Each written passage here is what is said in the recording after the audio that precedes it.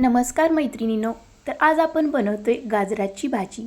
तर गाजराच्या पाल्याची भाजी तुम्ही कधी खाल्ली आहे का? जर खाल्ली नसेल तर ही रेसिपी तुम्ही नक्की ट्राय करा आणि शेवटपर्यंत हा व्हिडिओ बघायला विसरू नका.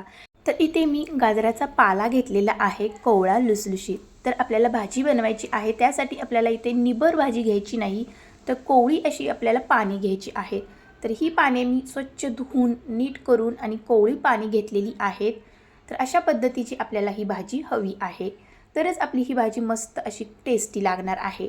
तर आता आपण ही भाजी कट करून घेणार आहोत, म्हणजे चिरून घेणार आहोत. तर ही गाजराची पालाची भाजी सहसा कोणी बनवत नाही, पण ही गावाकडे बनवली जाते. तर ही गावाकडची गाजराच्या पाल्याची भाजी मी घेऊन आलेली आहे आणि ही तुमच्यासोबत ही रेसिपी शेअर करते. खूप सोपी रेसिपी आहे, खूप काही अवघड नाही. जशी आपण शेपूची भाजी बनवतो तशीच बनवायची आहे, पण खायला अप्रतिम टेस्ट लागणार आहे. खूप छान आणि ही पारंपरिक रेसिपी आहे. सहसा ही रेसिपी बनवली जात नाही, पण ही भाजी तुम्ही नक्की ट्राय करा, खूप छान लागते. तर इथे आपली ही सर्व भाजी कट करून चिरून झालेली आहे. एकदम बारीक आपल्याला ही भाजी चिरायची आहे. तर आता आपण ही भाजी बनवायला सुरुवात करूया. तर इथे मी एक पॅन घेतलेला आहे. आता अगदी थोडंसं तेल घालूया आणि तेल गरम झाल्यानंतर आपल्याला इथे घालायचं आहे लसूण. तर ठेचलेला लसूण इथे मी घातलेला आहे. भरपूर लसूण घाला, लसणाने मस्त अशी खमंग भाजी लागते. नंतर इथे मी हिरव्या मिरचीचे तुकडे घातलेले आहेत. जर तुम्हाला मिरची ठेचून घालायची असेल तरीही तुम्ही घालू शकता. तर आता लसूण आणि हिरवी मिरची आपल्याला छान परतून घ्यायची आहे. थोडासा कलर सोनेरी रंग आला की आपला हा लसूण आणि मिरची भाजली आहे समजावे. आता इथे आपण चिरलेली भाजी घालणार आहोत.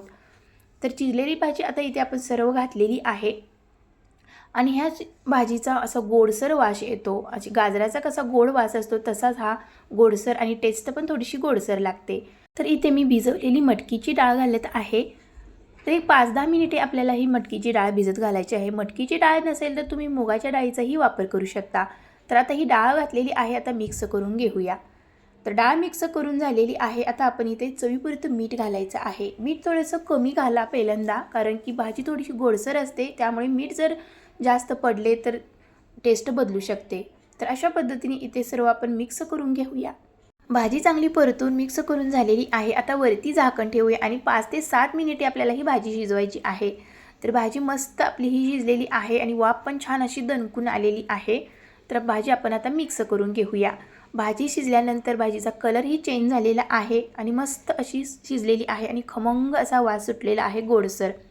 तर भाजी ही गोडसरच असते थोडीशी, कारण की गाजर गोड आहे म्हटल्यानंतर त्याचा पालाही थोडासा गोडसर असतो.